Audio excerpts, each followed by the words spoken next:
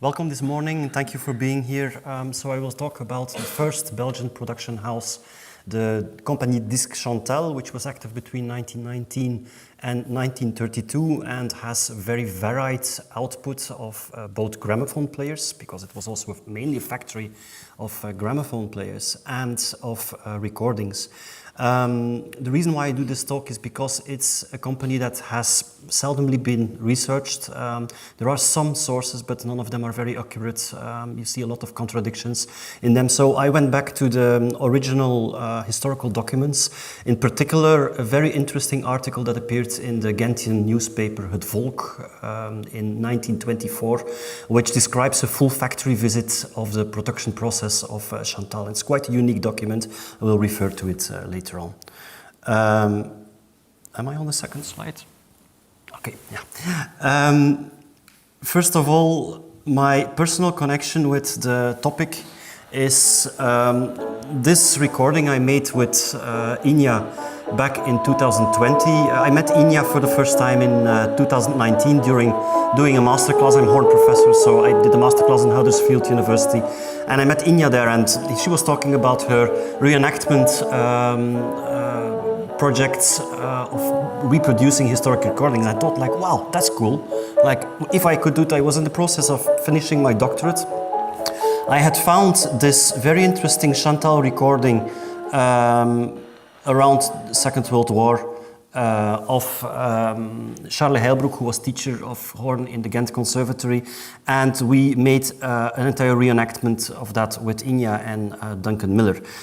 If you're interested in hearing the results, of reading the results, the two documents, so my thesis and the article we did about it in Music and Practice, are cited down on the page. Belgian creative industries in the wide shape. We set off in Belgium later than our neighbors, France, United Kingdom and Germany. There were some foreign studios, especially Pathé was active in Belgium, who had studios in Brussels pre-World War I, but before we just have some local experiments and recordings, notably recordings of the Belgian Guides in 1904, of players of La Monnaie Opera, 1905, but it's not even clear if these have been really made in Belgium. It's also important to know that Ghent, where Chantal settled, was at that time an important center for production of hardware, production of fine furniture, specialist technology, linen products, and so on. Ghent, before World War I, was a vibrant musical center, had its Royal Conservatory. Yesterday in Hillary's talk it was stated it was an important training center for especially some instruments like the cello, the horn, for voice and so on, that had an offspring of internationally renowned soloists.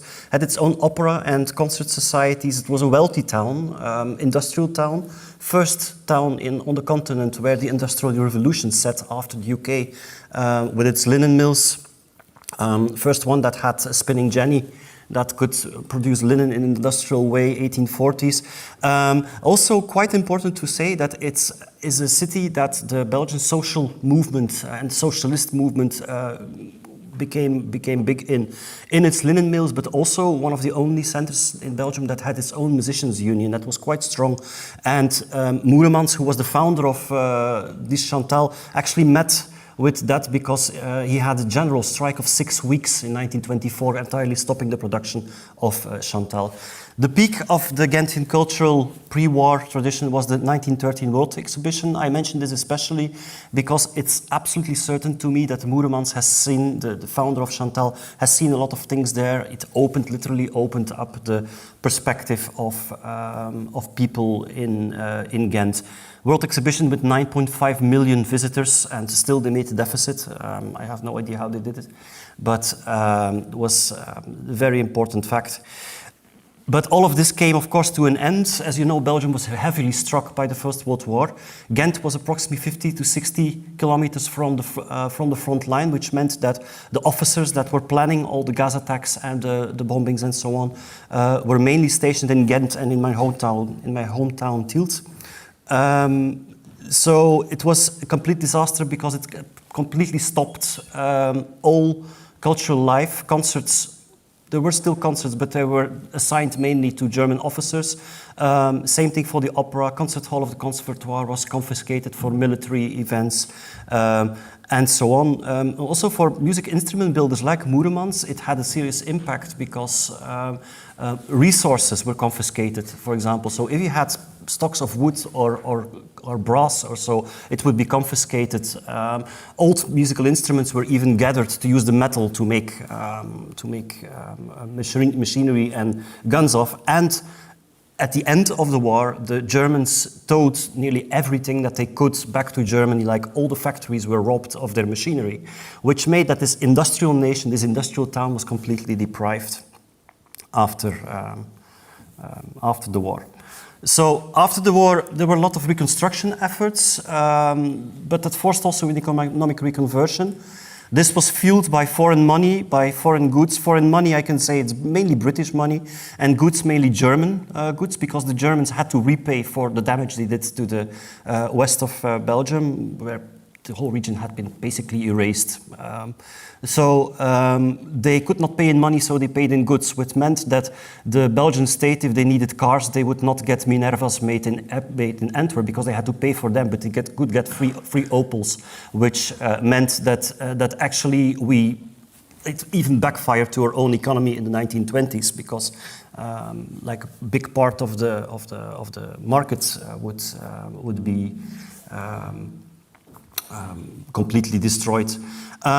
It had still from before the war an abundantly and very skilled and cheap workforce. Belgium was a cheap wage country at that time, cheaper than France, cheaper than the neighboring countries.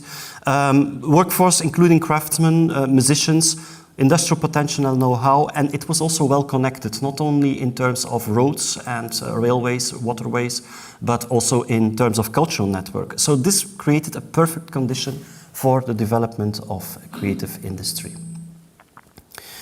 When we look at the company Disque Chantal, its founder, Leon Moeremans, I cited him already. He was a composer. He was a kind of a do-it-all person.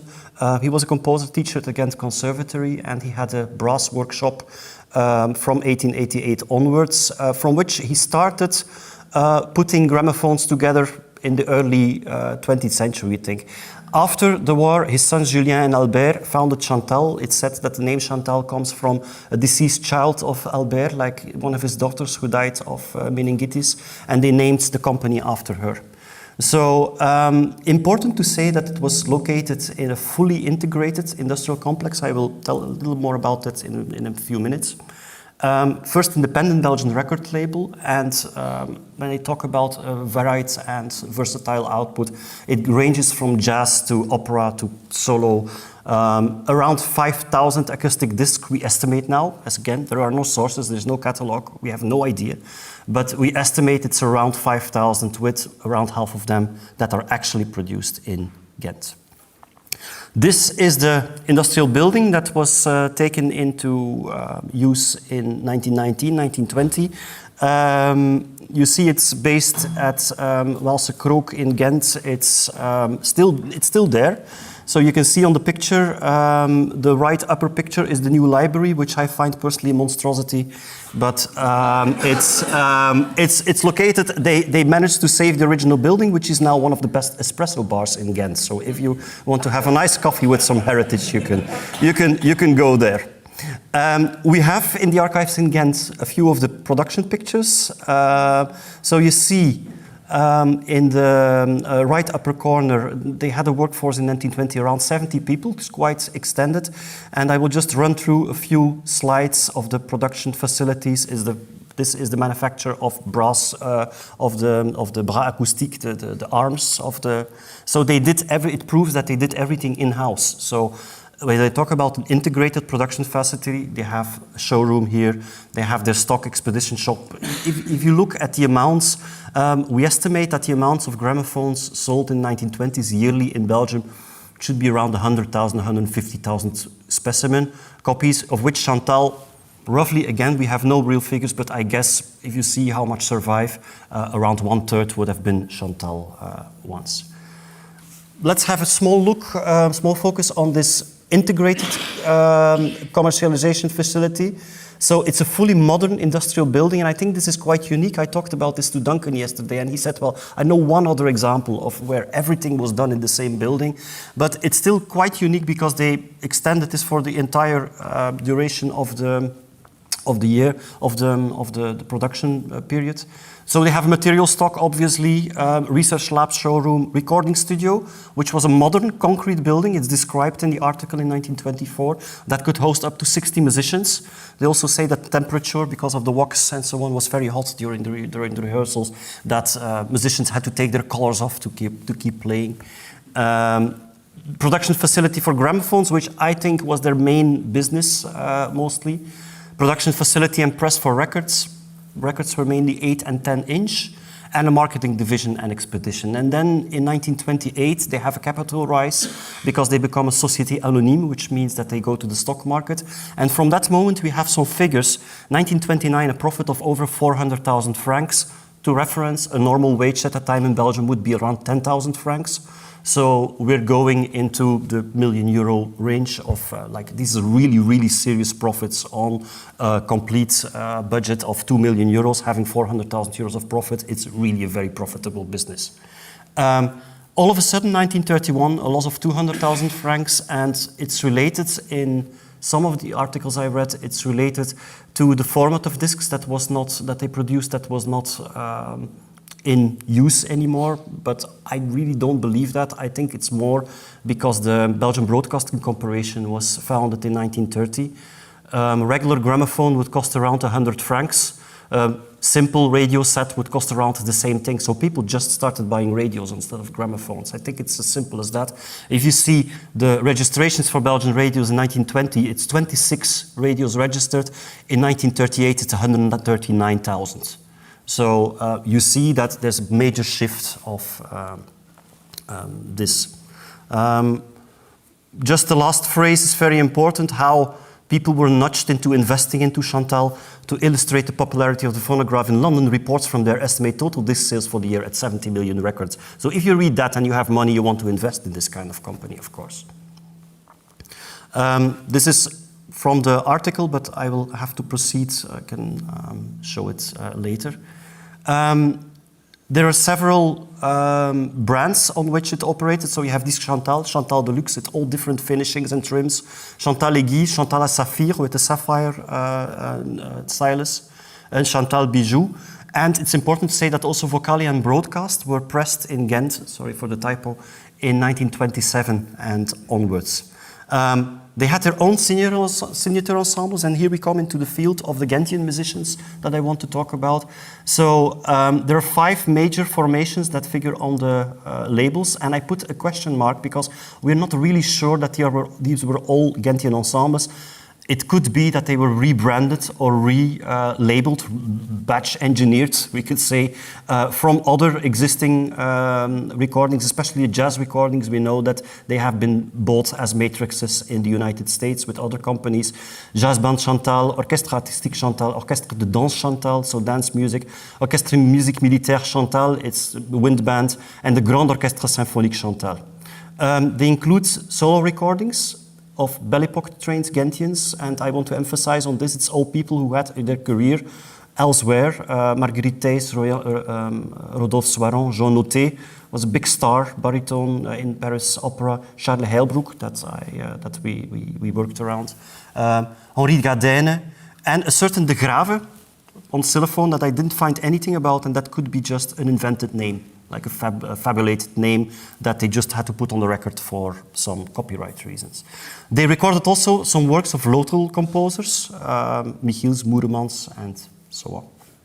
So if I move to some examples, the first example, I'm going to give a few short examples, is of Rodolphe Soiron, who was a Ghent-trained cellist. He was principal cello solo in the Concertgebouw Orchestra right before the First World War, and then toured Europe along with some other famous people, like it's really the period of Isaïe where Joanna is going to talk about later. So this refers, for me yesterday, the recording that Hilary Metzger has played was for me very particular because I really recognize the style with a lot of vibrato, quite a modern conception, quite good cello playing, but like definitely very romantic.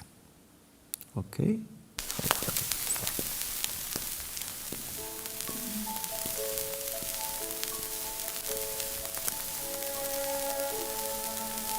Can I have it a little louder? Can I have it a little louder? Thank you.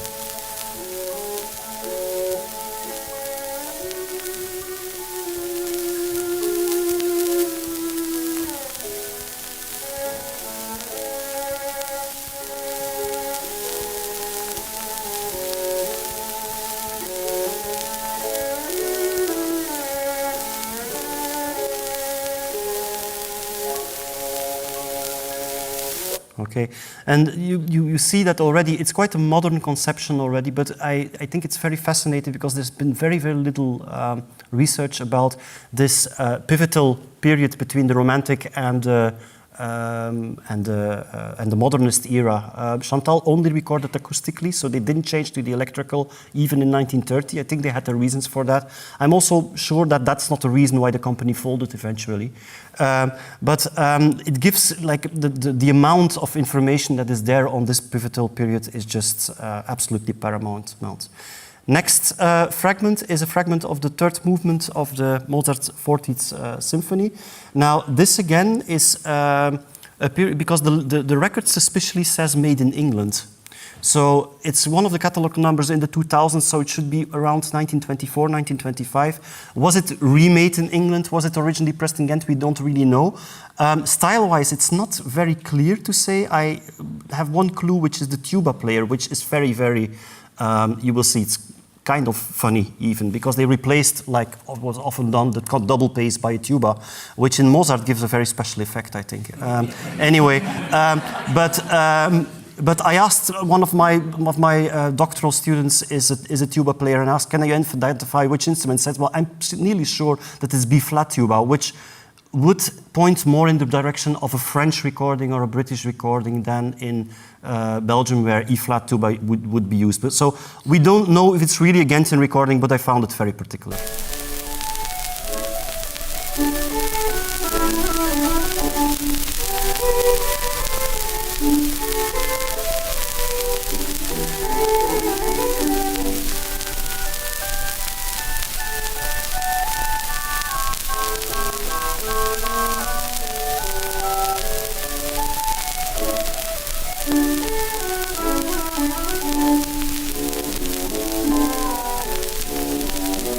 Amazing, no? The horns.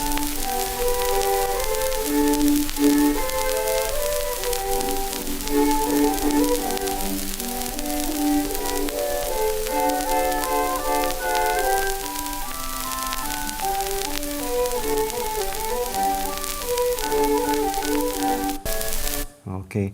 And then the big star of the Chantal company was Jean Noté. He was from Tournai in Wallonia, but he did his studies in Ghent at the conservatory. Big star of the Paris Opera. And it's also very funny because he both did, I will just skip to the, no, I didn't include it's the old version here, sorry. Because you can find it on YouTube. He did one of the first experiments, cinematic experiments with synchrone sound in 1907. In Paris. So there's a very nice video that you can watch on YouTube now of him singing Marseillaise. So I want to dedicate this, I especially chose this recording of the Belgian national anthem, La Brabançonne. I want to dedicate it to my girlfriend Anna, who received Belgian nationality just yesterday. So and who is watching online. And the thing is that with the Brabançonne, it's nobody in Belgium likes this national anthem very much because it's often presented as a military march. But here, Jean Noté makes it. He sings it in French operatic style, and I think it really makes sense. So if you know. You will hear.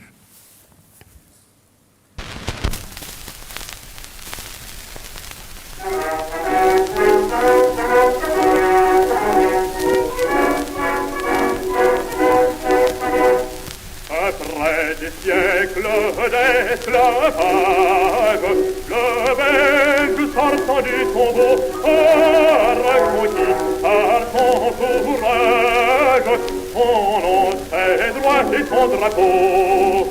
Et sa main souveraine fière, désormais plein d'empire, grave sur sa vieille bannière, le roi, la loi, la liberté. Grave sur sa vieille bannière, le roi, la loi, la liberté. Le roi, la loi, la liberté. Le roi, la loi, la liberté. So it's kind of funny that he recorded both the Belgian national anthem and the French national anthem so pre-war and afterward the war. But you can go and look for this Jean Noté Marseillaise in 1907. It's an absolutely amazing document if you don't know it.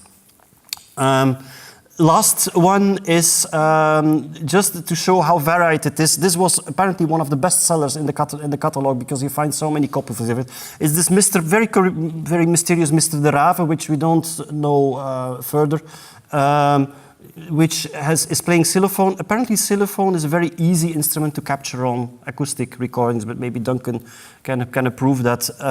Well, it sounds kind of very funny.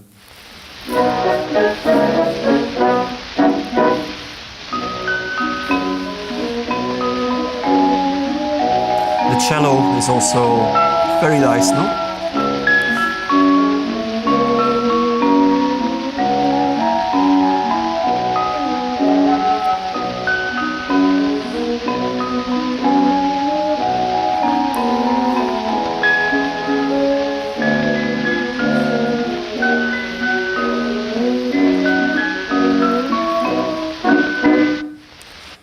So to conclude, and I put in this kind of provocative thing from, or image from Tintin in the Congo, which we all know about now how incorrect it is.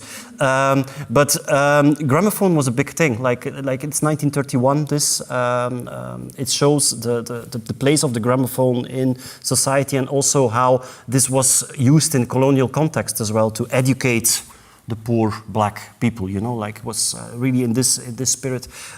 Chantal, and it's certain also that Chantal had its big market over there. Chantal was an innovative concept and integrated business model. It was particular interest for local musicians in Ghent. It's a landmark example of the creative industries in this transition era. And this Chantal production is massive. It's barely discovered, so please go and look into it. We are planning a big, large-scale research project with reenactments together with Joanna, on which we're currently in the process of finding funding for. So we will certainly hear about this later on. I wanted just with a small blink to Mark Katz to show my cat sitting on the radio 1930 radio that I have inherited from my uncle, and just the black cat, the bad omen that is sitting on the radio that possibly ended the Disque Chantal company. Thank you very much.